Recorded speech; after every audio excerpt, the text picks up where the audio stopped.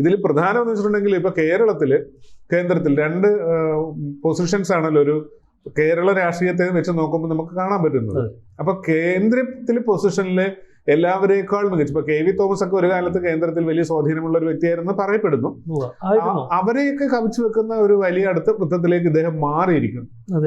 അതായത് സോണിയാഗാന്ധി, റോബർട്ട് വദ്ര, അദ്ദേഹത്തിന്റെ സഹധർമ്മിണി, അതോടൊപ്പം തന്നെ രാഹുൽ ഗാന്ധി, ഇത്രയും ആൾക്കാരുമായിട്ട് അടുത്ത ബന്ധമുള്ള മറ്റൊരു കോൺഗ്രസ് നേതാവ് ഇന്ന് ഇന്ത്യയിലില്ല എന്ന് പറയുമ്പോൾ ഖാർഗെ പോലും അദ്ദേഹത്തിന് കീഴിലാണ് എന്നൊരു രീതിയിൽ കാര്യങ്ങൾ നിൽക്കുകയാണ്. അപ്പോൾ രണ്ട് വിഷയങ്ങളാണ് അദ്ദേഹത്തിന്റെ നേരെ കുന്തമുനയായിട്ട് നിൽക്കുന്നത്.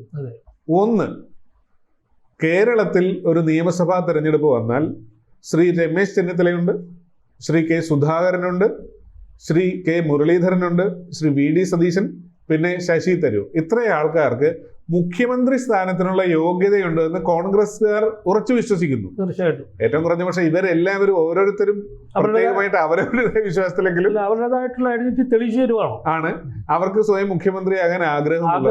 ആഗ്രഹമില്ലാത്തവരാരുമില്ല. ഈ ഇത്രയും 5 പേരുടെയും മുന്നിലെ ഏറ്റവും വലിയ തടസ്സം ആരാണ്?